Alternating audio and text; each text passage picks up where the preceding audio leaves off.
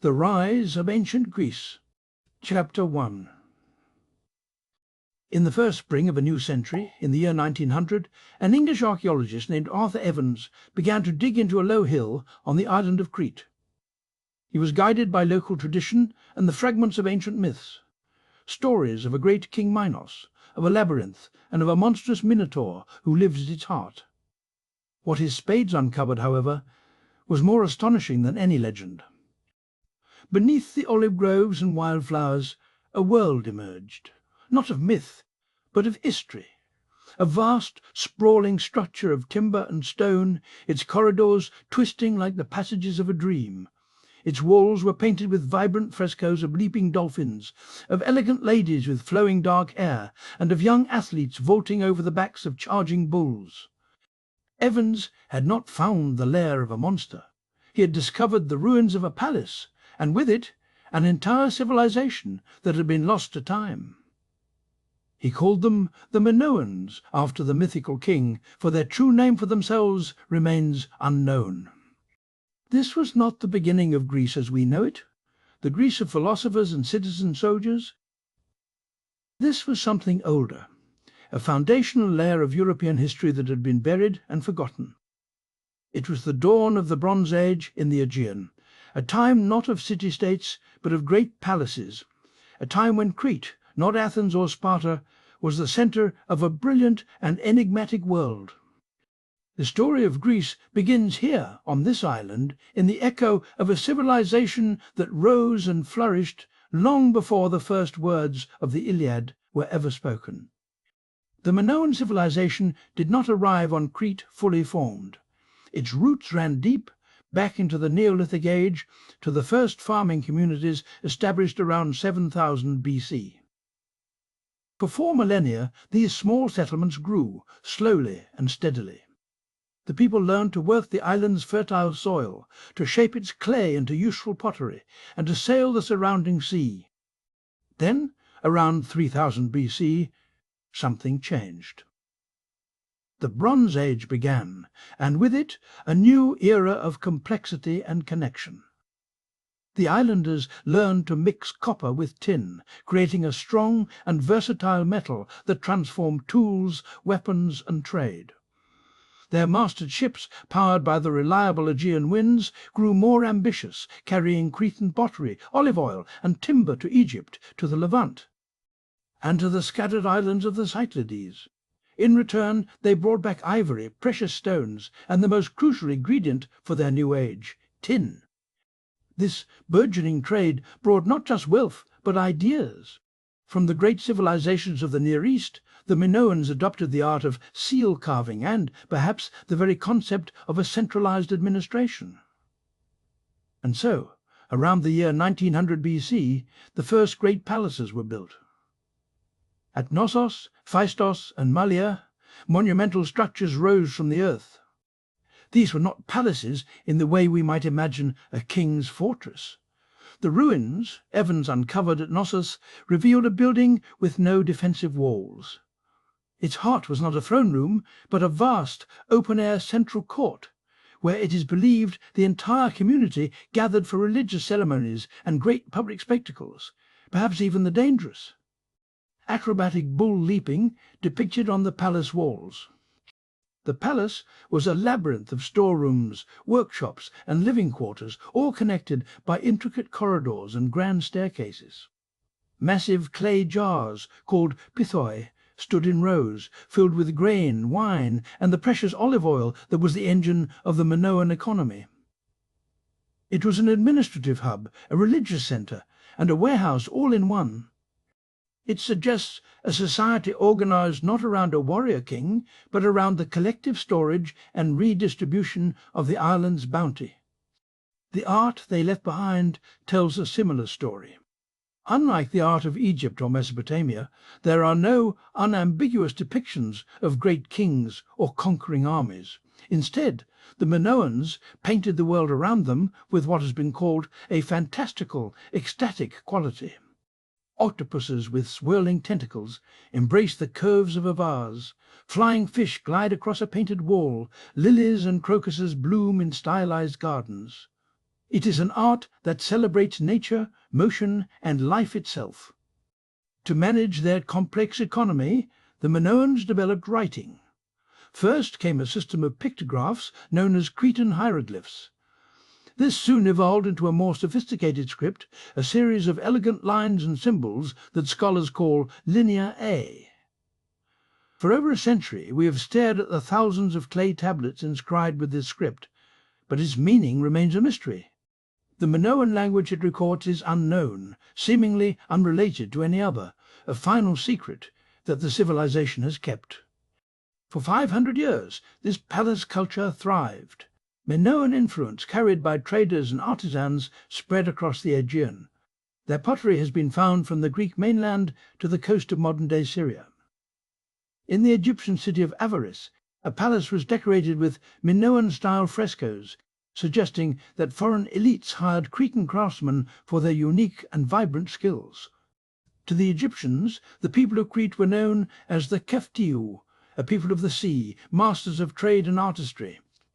But this tranquil world, seemingly protected by the sea itself, was about to be shaken by a force of nature beyond all comprehension.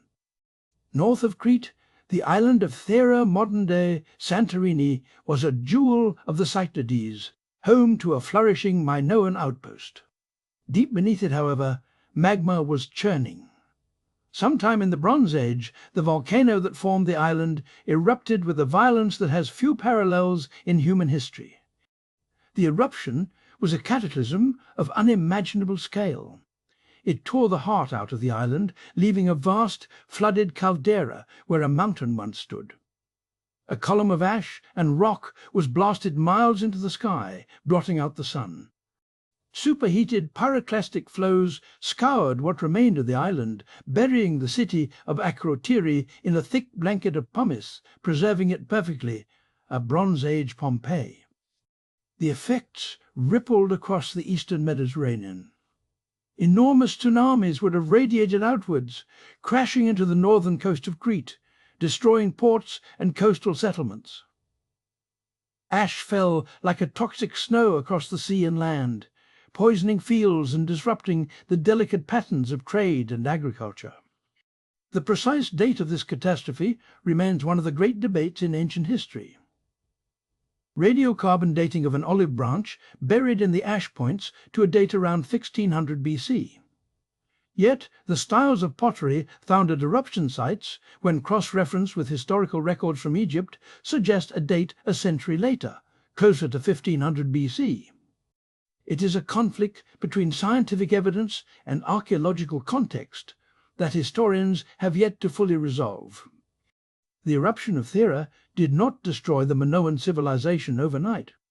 The great palaces on Crete survived the immediate aftermath, but the event marked a turning point. The economic disruption, the loss of trade routes, the potential devastation of their fleet. It was a wound from which the Minoans would never fully recover. A vacuum of power was slowly opening in the Aegean, and from the mainland, a new people were ready to fill it. While the Minoans were building their open, unfortified palaces, a different kind of society was taking shape on the Greek mainland. They were the first people to speak the Greek language in this land, and we call them the Mycenaeans, after their greatest citadel, Mycenae. Their world was one of fortified hilltops, of warrior kings, and of immense stone walls. These were not the elegant, sprawling complexes of Crete. Citadels like Mycenae, Tyrians, and Pylos were fortresses built for war. Their walls were constructed from colossal, roughly hewn boulders, so large that later Greeks believed they must have been built by the mythical giants, the Cyclopes. At the heart of a Mycenaean palace was the Megaron, a great hall with a central hearth, supported by 4 columns, where the king, or wanax, would hold court and feast with his warriors. Their society, as revealed in their art and their graves, was hierarchical and martial. They buried their kings in deep shaft graves, their faces covered with masks of beaten gold, their bodies surrounded by bronze swords, daggers inlaid with scenes of lion hunts, and boars' tusk helmets. This was a culture that valued strength, power, and the glory of battle. For centuries, the Minoans and Mycenaeans coexisted, two different worlds connected by trade. The Mycenaeans admired and imported Minoan art and luxury goods, adapting Cretan styles to their own warlike tastes. But as Minoan power waned in the wake of the Thera eruption, the balance shifted. Around 1450 BC, the change becomes clear in the archaeological record at Knossos itself. The palace was damaged, perhaps by an earthquake or by invasion, and when it was rebuilt, something was different. A new script appears on the clay tablets found in the archives. It is not the mysterious Linear A. It is a script we call Linear B. In 1952, a brilliant young architect and amateur linguist named Michael Ventris achieved a breakthrough that reshaped our understanding of the Bronze Age. He deciphered Linear B. The language it recorded was not Minoan, it was a very early archaic form of Greek. The message was unmistakable. The Mycenaeans had come to Crete. They were now the masters of Knossos, using a modified version of the Minoan script to keep their own records, lists of chariots, weapons, soldiers, and offerings. The centre of power in the Aegean had decisively shifted from the island to the mainland. For another century, a hybrid Minoan Mycenaean culture would survive on Crete, but the age of the sea traders was over. The age of the warrior kings had begun. For the next 200 years, the Mycenaeans dominated the Aegean world. Their trade networks stretched from Sicily to the Levant. This was the heroic age that later Greeks would look back upon in their myths, the world of Agamemnon, Achilles, and Odysseus. It was a time of great wealth and power, centered in the heavily fortified palaces that controlled the surrounding lands.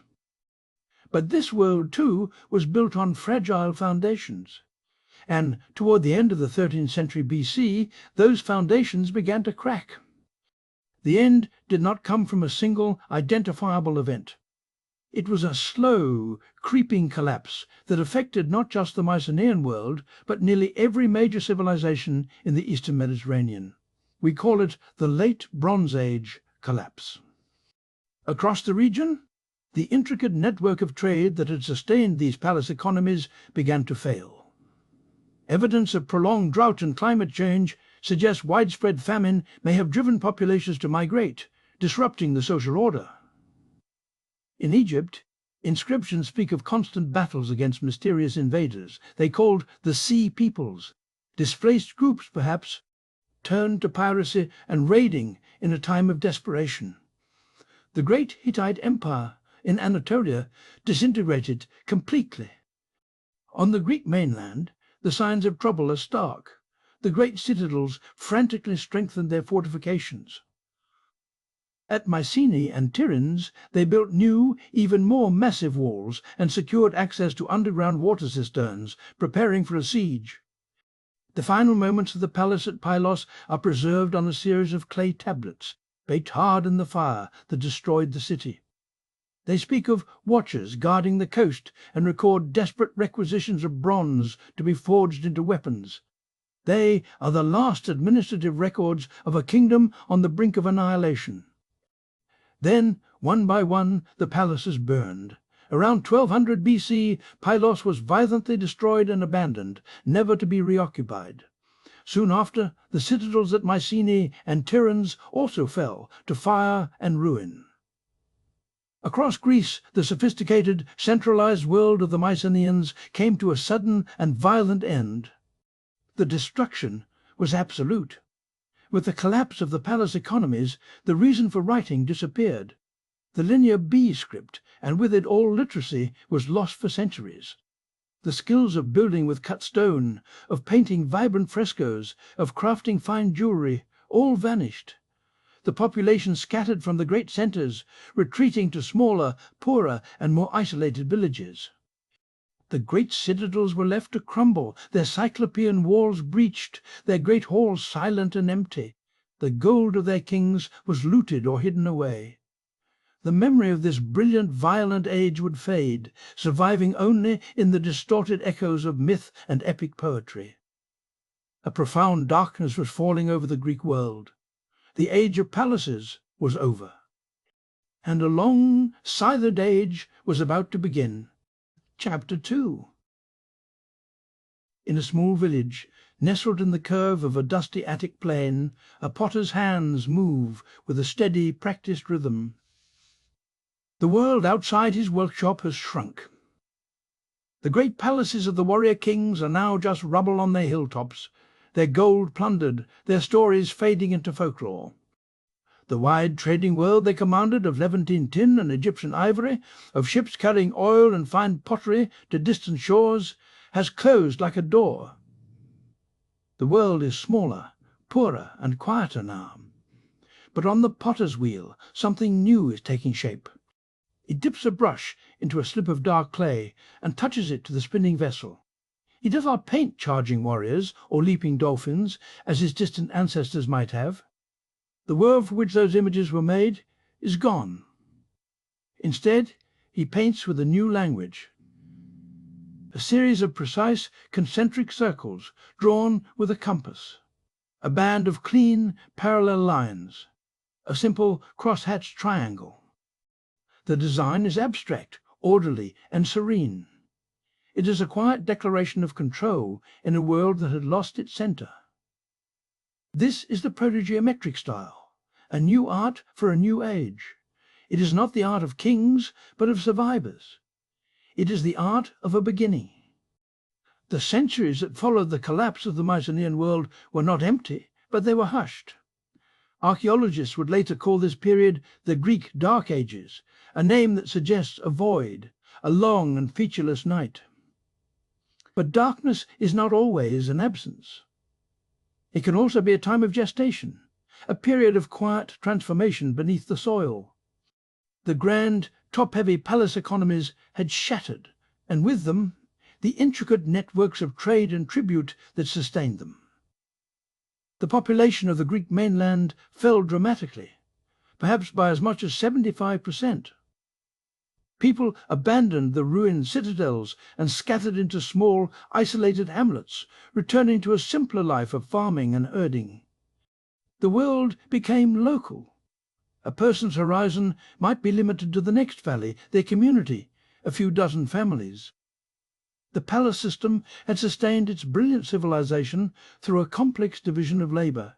Scribes, artisans, merchants and soldiers, all fed and directed by the surplus the palace collected and redistributed. Stripped of that organizing center, the elaborate machinery had no mechanism to sustain itself. Every family was thrown back upon its own hands. Life was pared down to its essentials: survival, family, and the land. Yet even in this reduced world, change was stirring. The collapse of the great Bronze Age trade routes meant that tin, a necessary component for making bronze, became scarce. Smiths and craftsmen, out of necessity, began to experiment more with a different metal, iron. Iron ore was more widely available in Greece itself, and though it required higher temperatures and more difficult forging techniques, it produced tools and weapons that were harder and held a better edge. The slow transition from bronze to iron was not a sudden revolution, but a pragmatic adaptation to a changed world.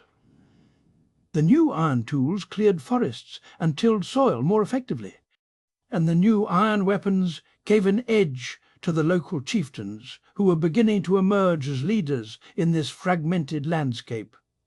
For nearly 200 years, these small communities developed in relative isolation. But the sea, the great constant of Greek life, could not be ignored forever. Around the year 900 BC, a light began to flicker in the east. On the island of Euboea, at a place called Lefkandi, archaeologists uncovered a remarkable burial. A chieftain, a local Basilius, was laid to rest in a large timber building, cremated in a bronze amphora from Cyprus, his ashes wrapped in linen. Beside him was a sword and spear, and next to him lay the skeleton of a woman, adorned with gold jewelry from the Near East, including an ancient Babylonian necklace. This tomb was not the product of an isolated, impoverished village. It was a sign that the long silence was ending. Ships were once again plying the waters of the Aegean, their sails set for the coast of the Levant, modern-day Syria and Lebanon. Phoenician traders, the great seafarers of the age, brought with them not only luxury goods but new ideas and new technologies. In return, the Greeks offered pottery, olive oil, and perhaps timber. This slow reawakening of trade was the first step in reconnecting Greece to the wider Mediterranean world. It was the beginning of the end of the darkness.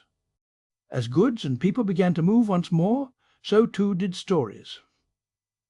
In the halls of emerging chieftains and at the festivals of small communities, a figure of central importance appeared, the bard, the Aioidos. He was the keeper of memory in a world without writing. To the strains of his lyre he would sing the tales of a half-forgotten, heroic past, a time of great wars, mighty kings, and the direct intervention of the gods. Over generations these stories were told and retold, embellished and refined in the crucible of oral performance. They were not history in our sense of the word, but a mythic tapestry woven from the threads of Bronze Age memory. Sometime in the 8th century BC, this vast body of oral tradition was given its monumental final form by a poet or poets known to history by a single name, Homer. The two great epics attributed to him, the Iliad and the Odyssey, were more than just stories. They were a cultural foundation for the entire Greek world. The Iliad, with its tale of the siege of Troy, gave the Greeks a shared, glorious past, uniting them in the memory of a great collective enterprise. It also gave them a code of values. The concept of arete, excellence, virtue, and courage was embodied in heroes like Achilles and Hector. The poems explored the nature of honor, the tragedy of war, and the complex, often fraught, relationship between mortals and the gods. The Odyssey, the story of a single hero's long journey home, explored the themes of ingenuity, loyalty, and the struggle to restore order to a world thrown into chaos. Together, these epics provided a common language, a common pantheon of gods, and a common set of ideals that transcended the squabbles of individual villages. A man from Attica and a man from the Peloponnese, though they might be rivals, could both understand the rage of Achilles or the cunning of Odysseus. They worshipped the same Zeus, the same Apollo, the same Athena. The Homeric epics did not create a Greek nation, but they were instrumental in forging a Greek people, a people who now called themselves Hellenes. As villages grew into towns and populations began to rise, the Greeks faced a new set of challenges. How should these larger communities be governed? What was the proper relationship between the individual and the group? Across the Hellenic world, different communities began to experiment with different answers. According to tradition, one of the most radical and enduring of these experiments took place in the southern Peloponnese, in the land of Laconia. The people there, the Spartans, had conquered their neighbours, the Mycenaeans, and reduced them to a state of serfdom. They were called helots, and they worked the land for their Spartan masters. But the helots vastly outnumbered the Spartans, and the constant threat of revolt created a society living in a state of permanent, fearful crisis. The traditional solution is credited to a single, legendary lawgiver named Lycurgus. It is uncertain whether he was a real historical figure or a mythical founder, but the reforms attributed to him were very real. He is said to have created an entirely new social order, a constitution known as the Great Retra.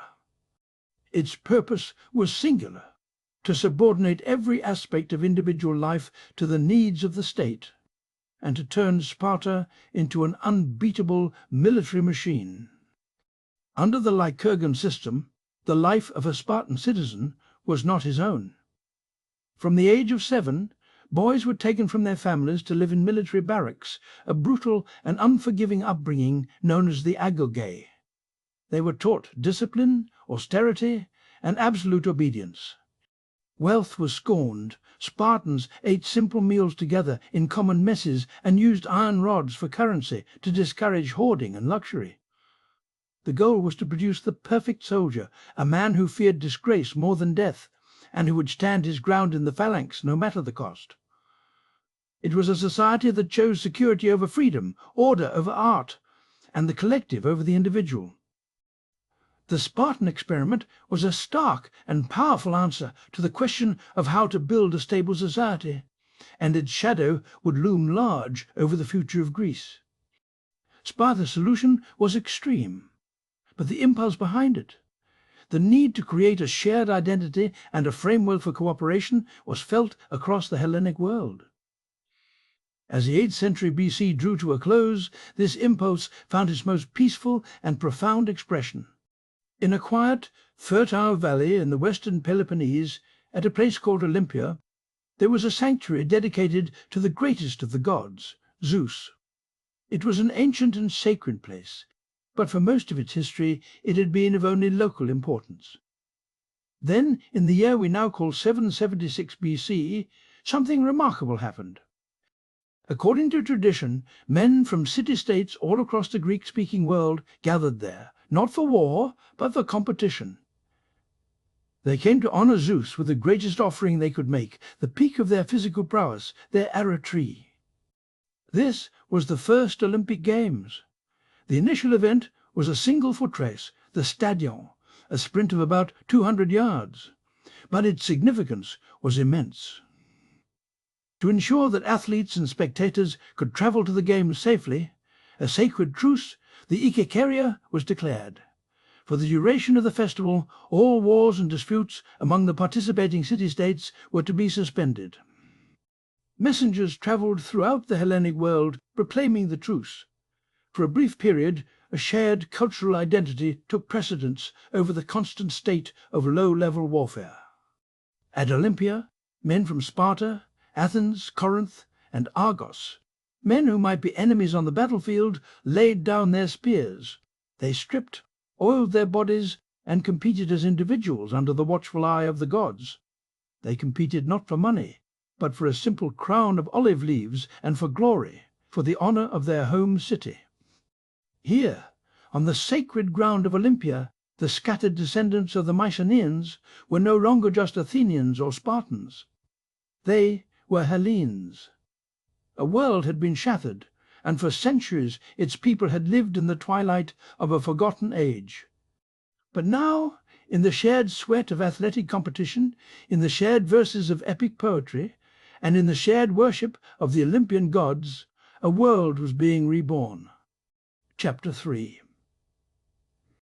The ship's hull grates against the unfamiliar shore, the sound of wood on shingle. A final, decisive end to a long journey. The men who step out onto the beach are not conquerors, not yet. They are farmers, craftsmen, and aristocrats, exiles from a home that could no longer contain them. They carry with them sacks of seed, bronze tools, and clay amphorae filled with wine and oil. But their most precious cargo is invisible, a flame, carefully tended in a brazier, kindled from the sacred public hearth of their mother city, hundreds of miles away across the wine-dark sea. They have landed on the coast of a large island they will call Sicily. Here, under a sun that feels both foreign and familiar, they will build a new home. They will measure out plots of land, lay the foundations for a temple, and construct an altar. They will name their new settlement Syracuse, or Acragas, or Selinus. They will create a mirror of the home they left behind, a new and independent city, a polis. They are participants in a great and silent explosion, a scattering of the Hellenes across the Mediterranean that would define the next 2 centuries. This was the great colonization, a movement born of desperation and ambition. Back in the rocky heartlands of Greece, the population was growing. Good farmland was scarce, held tightly by aristocratic families. For the landless, the indebted, or the politically disfavored, the future was a closed door. The sea, once a barrier, now became a pathway to a new beginning. From the shores of the Black Sea to the coasts of modern-day France and Spain, hundreds of new Greek cities were founded. Each new city was a sovereign state, bound to its mother city, its metropolis. not by law, but by ties of sentiment, religion, and kinship. They carried with them their language, their gods, their political customs, and their pottery.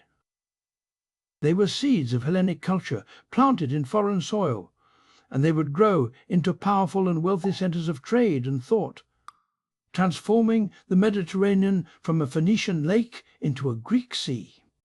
This expansion was made possible by a revolution taking place back home, not just in politics, but on the field of battle. The age of the Homeric hero, the individual champion seeking personal glory, was fading. In its place rose something new, something collective and terrifyingly efficient, the hoplite phalanx. Imagine a wall of men, standing shoulder to shoulder, 8 ranks deep. Each man is a hoplite, a citizen soldier. He is armoured in bronze, a helmet that covers his entire head, a breastplate, and greaves to protect his shins. In his right hand he holds a long, iron-tipped spear. But his most important piece of equipment is the shield he carries on his left arm. It is large, round, and heavy, called an aspis. It is designed not just to protect him, but to protect the man to his left. The strength of the phalanx was not the strength of any one man. It was the strength of their cohesion, their discipline, their trust in one another. To fight in the phalanx was to subordinate your own survival to the survival of the group. If one man broke formation, a fatal gap would open in the wall of shields, and the entire line could collapse. It was a brutal, grinding form of combat, a shoving match with spears. 2 phalanxes would meet with a thunderous crash of bronze on bronze, and push until one side broke and fled. As the poet Tyrtaeus wrote, the greatest glory belonged to the man who stood firm in the front rank, setting his feet and biting his lip with his teeth. This new way of war had profound social and political consequences. The hoplites were not professional soldiers. They were farmers and artisans who could afford their own armour. They were the backbone of the polis. Since they were the ones who defended the city, they began to demand a greater say in how it was run. The power of the old aristocracies who had once dominated warfare from horseback began to erode. The age of the citizen had begun, and with it the endless churning experiment of Greek politics. No city illustrates this experiment more clearly than Athens. By the dawn of the 6th century BC, the Athenian polis was on the brink of civil war. A deep and bitter divide separated the rich from the poor. Wealthy aristocratic landowners were systematically buying up the small farms of their struggling neighbours. Farmers who fell into debt were forced to pledge their land and then their own bodies as collateral. When they inevitably defaulted, they became debt slaves, working the very fields their ancestors had owned. Some were even sold abroad. The fabric of the Athenian community was tearing apart. The poor, armed and angry, were ready to rise up. The rich were determined to protect their property. Revolution seemed inevitable. In this moment of crisis, the Athenians turned to one man, Solon. A poet, a merchant, and an aristocrat of moderate means and impeccable reputation, Solon was appointed as chief magistrate in 594 BC with special powers to reform the state. He was tasked with the impossible, to reconcile the irreconcilable. Solon's first and most dramatic act was to cancel all outstanding debts, a policy known as the Peisistratus, the shaking off of burdens. He freed all those who had been enslaved for debt and made it illegal for any Athenian to be enslaved in the future. It was a revolutionary step, a declaration that the person of a citizen was sacred and could not be treated as mere property. He then reformed the legal system, creating new classes of citizenship based on wealth rather than birth, giving even the poorest citizens a vote in the public assembly. Solon's reforms were a masterful compromise, an attempt to create a just and stable society. He did not confiscate and redistribute land as the poor had hoped, nor did he simply reinforce the privileges of the rich. Instead, he tried to create a system where, as he put it, the people might have enough, and the great might have no wrong. After enacting his laws, Solon famously left Athens for 10 years to allow his new constitution time to take root without his influence. But the seeds of conflict remained. Solon's middle way had pleased no one completely. The old aristocratic factions continued to vie for power, and into this vacuum stepped a man who would complete the work of breaking their power, not through law, but through tyranny. His name was Peisistratus. He was a charismatic aristocrat, a distant relative of Solon, who presented himself as the champion of the common people. As Plutarch tells us, he was a master of political theatre. On one occasion he wounded himself and his mules, then drove his chariot into the marketplace, claiming he had been attacked by his political enemies. The people, enraged on his behalf, voted to grant him a personal bodyguard of club-wielding citizens. Solon, who had returned to Athens, warned them of their folly. But it was too late. With his new private army, Peisistratus seized the Acropolis and made himself tyrant of Athens. His rule was not the brutal oppression the word tyrant suggests to us today. He did not dismantle Solon's laws. Instead, he governed through them, ensuring that his own supporters held key offices. He was a populist ruler, funding public works, supporting small farmers with loans, and patronizing the arts. He established popular religious festivals and commissioned the first definitive editions of Homer's epics. He made Athens a more beautiful and prosperous city. For all the illegitimacy of his rise to power, Peisistratus gave Athens a period of stability and unity it had not known before. He broke the back of the feuding aristocratic clans, and in doing so, paradoxically paved the way for the democracy that would later flourish. While Athens and the other Greek city-states were consumed with their internal struggles and their colonial expansion, a shadow was rising in the east. In the middle of the 6th century BC, a new power had emerged from the Iranian plateau, one that would dwarf any kingdom the world had yet seen. This was the Achaemenid Persian Empire. Under its founder, Cyrus the Great, and his successors, the empire grew with astonishing speed. It swallowed the ancient kingdoms of Media, Lydia, and Babylon. By the end of the century, under King Darius the Great, the Persian Empire stretched from the Indus River to the Aegean Sea, from the Caucasus Mountains to the sands of Egypt. It was a vast, multi-ethnic, centrally administered superpower, ruled by a king whose authority was absolute. On the western edge of this empire, along the coast of Asia Minor, lay the region of Ionia. Here, in cities like Miletus and Ephesus, Greek civilization had reached its most brilliant flowering. They were wealthy, sophisticated centers of trade, poetry, and the new radical practice of philosophy. But they were also now subjects of the Persian king. They paid tribute, and their local governments were managed by tyrants loyal to their Persian overlords. For decades, the Ionian Greeks chafed under foreign rule. Their cherished independence was gone. Their trade was controlled. They watched as the great king in his distant capital treated them as just one more province in his endless list of possessions. The spirit of the polis, fiercely independent and self-governing, could not long endure such subjugation.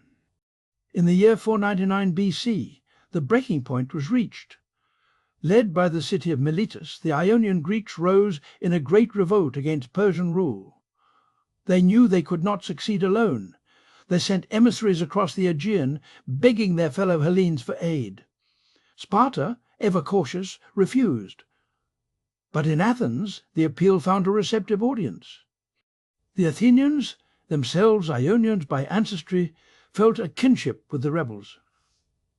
They agreed to send a contingent of 20 ships to help their kinsmen fight for freedom. It was a fateful decision. In 498 BC, the combined Ionian and Athenian force marched inland. They reached Sardis, the regional Persian capital, the former seat of the fabulously wealthy King Croesus. They took the city, and, in the chaos, a fire broke out. The flames spread quickly through the city's wooden buildings, and soon the great capital of Sardis was reduced to a smoking ruin. The news travelled east, along the royal road, carried by a relay of horsemen. It travelled for over 1,000 miles to the palace of Darius the Great in his capital of Susa. There, the King of Kings, the ruler of the known world, was told that a band of rebels, aided by a small distant city he had barely heard of, had burned one of his most important cities to the ground. Herodotus tells us that Darius, upon hearing the news, asked who these Athenians were. When he was told, he took up his bow and shot an arrow into the sky, praying to his god Ahura Mazda for the strength to punish them. And he commanded one of his servants to stand before him at every meal and repeat 3 times the same solemn words, "Master, remember the Athenians." A line had been crossed. The small, fractured world of the Greek city-states had collided with the might of a global empire. The fire that consumed Sardis was not an end, but a beginning. It was the spark that would ignite a war for the very survival of the Hellenic world. Chapter 4. He ran. He had run for more than 26 miles, from the coast, from the small plain of Marathon, and his lungs burned with a fire that outmatched the sun. The news he carried was a fragile, impossible thing, a treasure he clutched in his heart, fearing it might shatter before he could deliver it. When he finally stumbled through the gates of Athens, past the stunned sentries and into the central square, the agora, a crowd gathered around his exhausted, trembling form. He gasped for air, his duty a single, sacred word on his lips. He straightened, looked at the anxious faces of his fellow citizens, and proclaimed, "Nene Kekamen, we have won." And then, his message delivered, his purpose fulfilled, the runner Phidippides collapsed and died. His final act, whether history or legend, became the perfect symbol for the moment. An impossible victory bought at a staggering price that would change the course of history. For 10 years, the Persian king Darius's vow to remember the Athenians had been a distant threat. In 490 BC, that threat became a fleet, an army sent across the Aegean to punish the upstart city that had dared to aid the Ionian rebels. When the Persian force landed at Marathon, the Athenians faced a choice: to barricade themselves behind their walls, or to march out and meet the invaders on open ground.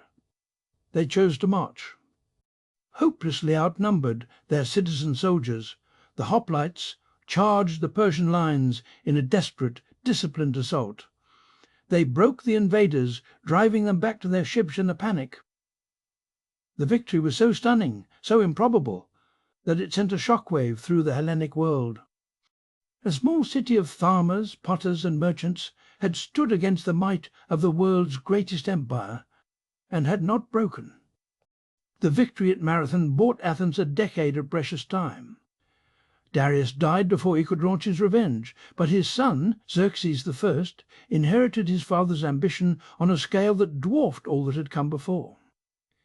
In Athens, a new kind of leader emerged, a man named Themistocles. He was not a blue-blooded aristocrat, but a brilliant popular strategist who saw the future not on land, but on the sea. When a new vein of silver was discovered in the state-owned mines at Laurium, many wished to distribute the wealth to the citizens. Themistocles persuaded them otherwise. He argued, cajoled, and convinced the Athenian assembly to invest every last ounce of that silver into building a fleet of warships, sleek, bronze-rammed vessels called triremes. It was a decision that would save Greece. In 480 BC, Xerxes' invasion began. Herodotus tells us it was the largest army ever assembled, a multinational force so vast it drank rivers dry as it marched. Facing this existential threat, the fiercely independent Greek city-states did something remarkable. They united. A small Hellenic league, led by Sparta and its formidable army, prepared to defend their homeland. Their strategy was to use geography as a weapon.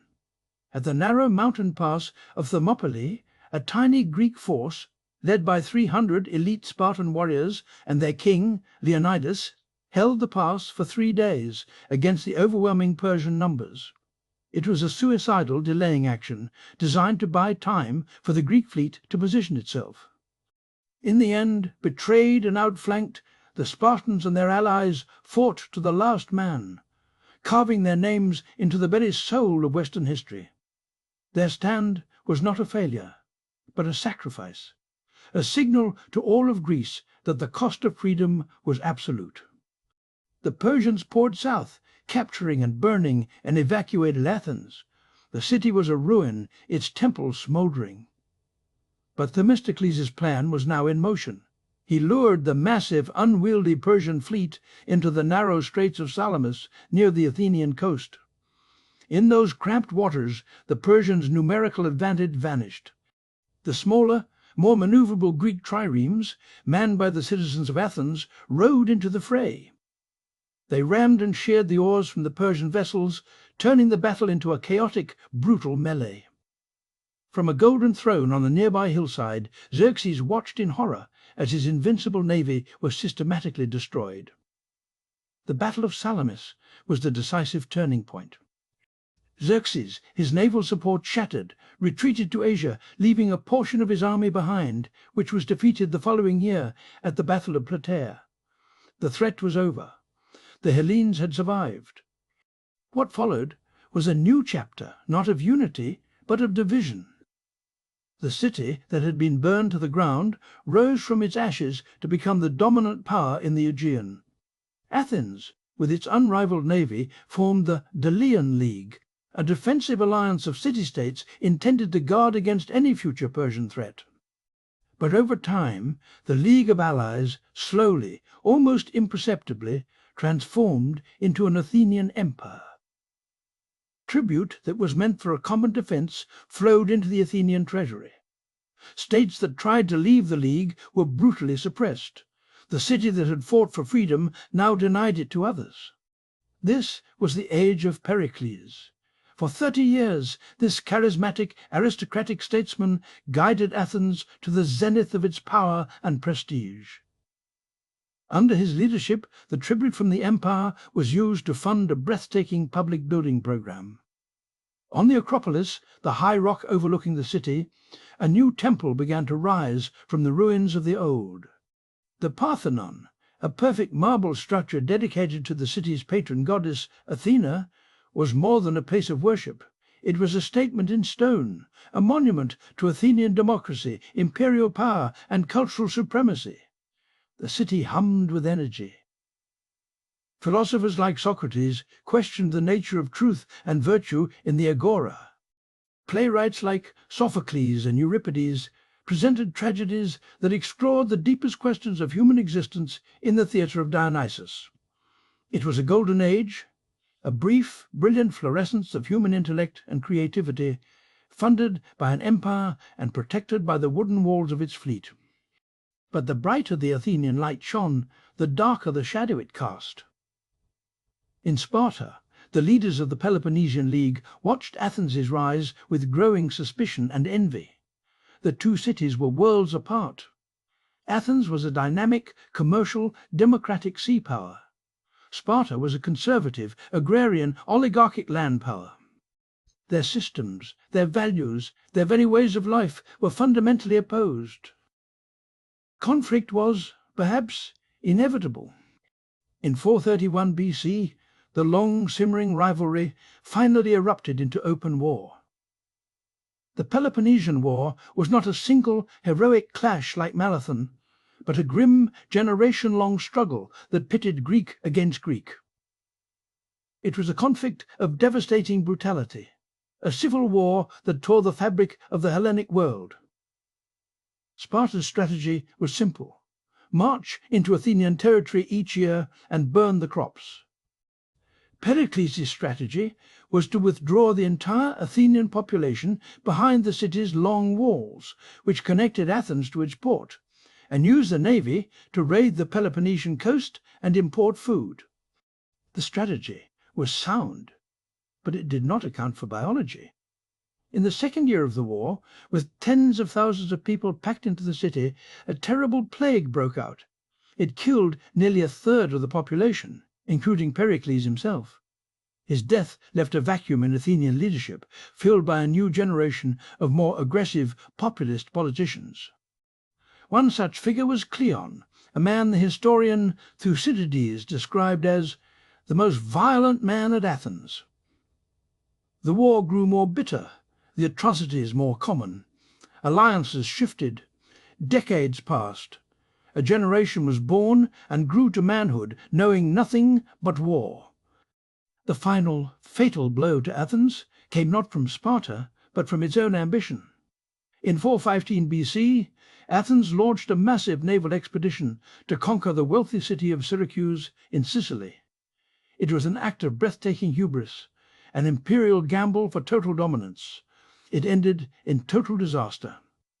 The Athenian fleet was trapped and destroyed, its army annihilated. The city-state never fully recovered from the loss of so many men and ships. Weakened and exhausted, Athens struggled on for another decade before finally surrendering to Sparta in 404 BC. The victors were unmerciful. Sparta tore down the long walls, dissolved the Athenian empire, and installed a brutal oligarchy to rule the city, the 30 tyrants. Led by a cool aristocrat named Critias, a former associate of Socrates, the 30 unleashed a reign of terror, executing over 1,000 citizens and confiscating their property. Though Athenian democracy was restored a year later, the city's golden age was over. The spirit of Periclean Athens was broken. The end of the Peloponnesian War did not bring peace, only a changing of the guard. Spartan hegemony proved to be harsh and unpopular, and its dominance was soon challenged. The city-state of Thebes, using innovative military tactics, shattered the myth of Spartan invincibility at the Battle of Leuctra in 371 BC. For a brief period, Thebes became the most powerful state in Greece. But its ascendancy was short-lived, and the cycle of intercity warfare continued. And so the great city-states, the victors of Marathon, and the veterans of a generation of self-destruction turned inward. They nursed their wounds, debated their philosophies, and continued their endless, ruinous quarrels over land and influence. They had faced down the greatest empire on earth and prevailed. They had built monuments of transcendent beauty and conceived of political systems that would echo through the ages. And then they had bled themselves dry in a war without winners. In their exhaustion, in their pride and their blindness, none of them noticed the shadow lengthening from the north. In the rugged, semi-barbaric kingdom of Macedon, a new kind of power was gathering, ambitious, unified, and utterly contemptuous of their division. It saw their weakness not as a tragedy, but as an opportunity. Chapter 5. In the royal court of Pella, a young prince stood before a map of the known world.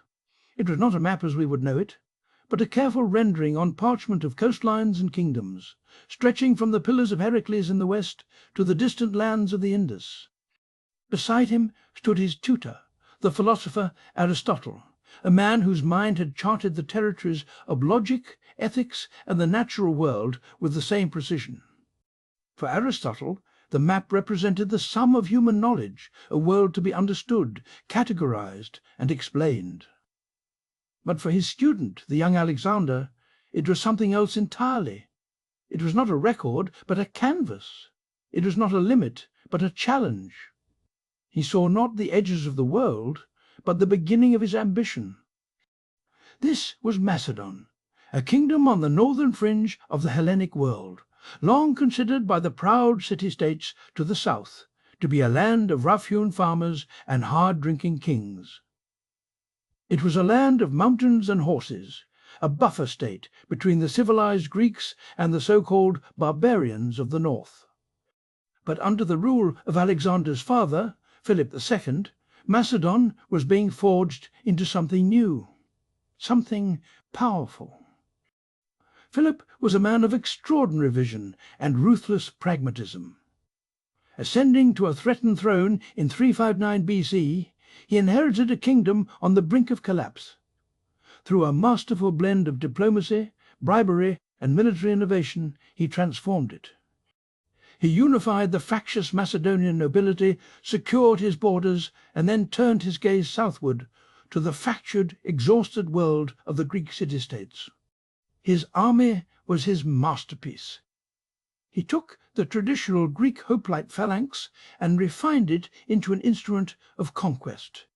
He lengthened the spears into the formidable 16-foot sarissa, creating a bristling wall of sharpened points that no conventional force could penetrate. He developed sophisticated siege engines and, most critically, perfected the use of cavalry with his elite companion cavalry, acting as a hammer to the phalanx's anvil. To the Greeks, Philip was a puzzle. He was a patron of their culture, inviting Aristotle to tutor his son, yet he was also a conqueror. He spoke their language, yet his ambition threatened their most cherished ideal, the independence of the polis. At the Battle of Chaeronea in 338 BC, the question was settled. The combined forces of Athens and Thebes, the last great alliance of the old city-states, were crushed by Philip's Macedonian machine. The age of the independent polis was over. Philip did not rule as a tyrant. Instead, he established the League of Corinth, a federation of Greek states with himself as its leader or hegemon. He presented a new unifying purpose to the Hellenes, a great pan-Hellenic war of revenge against the Persian Empire to punish it for the invasions of a century and a half before. But he would not live to lead it. In 336 BC, at his daughter's wedding, Philip was assassinated, the victim of a court intrigue whose true origins remain debated by historians. The throne and the grand ambition passed to his 20-year-old son Alexander. Few could have predicted what would follow. Alexander first moved with lightning speed to crush rebellions in Greece, making a terrifying example of Thebes by razing it to the ground. His authority secured, he crossed the Hellespont into Asia in 334 BC with an army of Macedonians and Greek allies. He was not merely a king, he was in his own mind a new Achilles, embarking on a heroic quest. The Persian Empire, though vast, was a shadow of its former glory. Its provinces were ruled by factious satraps, its armies reliant on Greek mercenaries. At the Granicus River, Alexander's cavalry charge shattered the first Persian defence. At Issus he faced the Persian king Darius III himself and routed his immense army, capturing the royal family. He marched south along the coast, laying a methodical siege to the island fortress of Tyre, building a causeway from the mainland to breach its impenetrable walls. In Egypt he was welcomed not as a conqueror, but as a liberator from Persian rule. The priests declared him a pharaoh, a son of the god Amun. It was here, on the coast of the Mediterranean, that he paced out the boundaries of a new city that would bear his name, Alexandria. It was the first of many, a seed of Hellenic culture planted in ancient soil, destined to become the intellectual capital of the world. With the entire eastern Mediterranean under his control, he turned inland, seeking a final confrontation with Darius. At Gaugamela, on a wide plain in modern-day Iraq, the fate of the Persian Empire was decided. Outnumbered, but tactically brilliant, Alexander found a gap in the Persian line and charged directly at Darius. The Persian king fled, his army disintegrated, and the ancient Achaemenid Empire collapsed. Alexander marched into Babylon, Susa, and Persepolis, the legendary capital to the east, claiming their unimaginable treasures. But his journey was not over. Possessed by what the Greeks called potos, an insatiable longing for what lay beyond, he pushed his weary army eastward. He campaigned through the harsh terrain of Bactria and Sogdiana, modern Afghanistan and Uzbekistan. He crossed the Hindu Kush and descended into the plains of India, where he fought a grueling battle against King Porus and his war elephants at the Hydaspes River. His men, who had followed him for over a decade and 10,000 miles, would go no further. At the banks of the Hyphasis River they finally refused. Alexander, for the first time, relented. He turned back, leading his men on a punishing march through the Gedrosian desert, a journey that cost more lives than many of his battles. He returned to Babylon in 323 BC, the undisputed master of an empire that stretched from Greece to India. He began to lay plans for its administration, a visionary project of fusing Greek and Persian cultures. He encouraged his soldiers to marry local women and adopted elements of Persian court ceremony, to the dismay of his Macedonian veterans. He planned new expeditions, new cities, new explorations. But the future he envisioned would never come to pass. After a prolonged banquet, he fell ill with a fever. For 10 days he weakened, his body racked by an unknown malady. He lost the ability to speak. His generals filed past his bed, and he could only acknowledge them with his eyes. In June of 32-3 BC, at the age of just 32, Alexander the Great died. He left behind a pregnant wife, but no designated heir. When asked on his deathbed to whom he left his kingdom, he is said to have whispered, "To the strongest." His words were a prophecy of chaos. His vast empire, held together only by the force of his will, immediately began to fracture. His leading generals, the diadochi, or successors, carved the world into their personal kingdoms. For 40 years they and their sons fought the brutal, shifting wars of the successors. Ptolemy seized Egypt, establishing a dynasty that would last for 3 centuries. Seleucus took the vast Asian territories, from Anatolia to the borders of India. Antigonus and his descendants fought to control the Macedonian homeland and Greece. The dream of a unified empire was dead, but in its place something remarkable emerged: the Hellenistic world. Alexander's conquests had shattered the old boundaries, and Greek culture, language, and ideas flowed into the vacuum. The Greek Koine, a common dialect, became the language of commerce and administration across the Near East.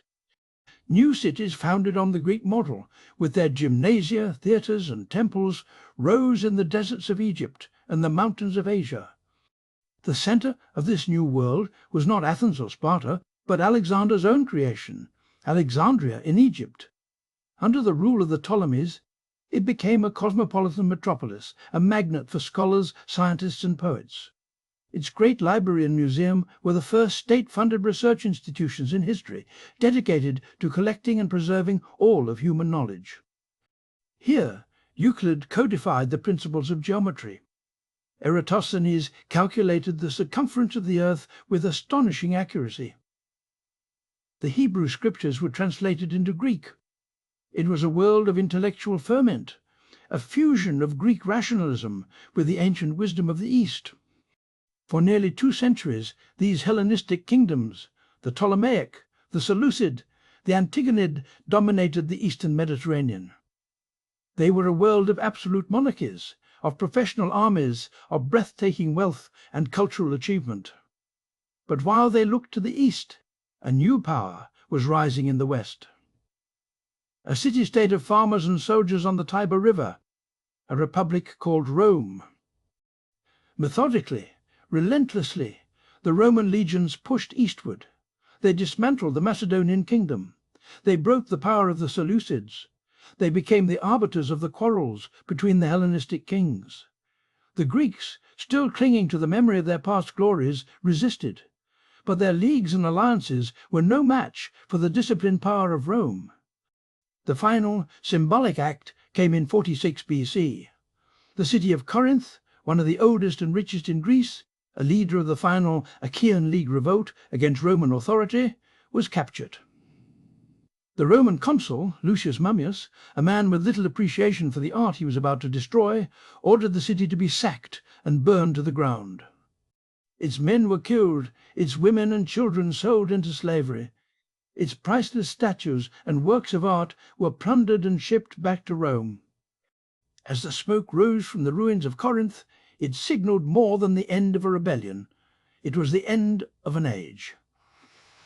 The sun was setting on the world Alexander had made, and on the long, brilliant, and violent history of the free Hellenes.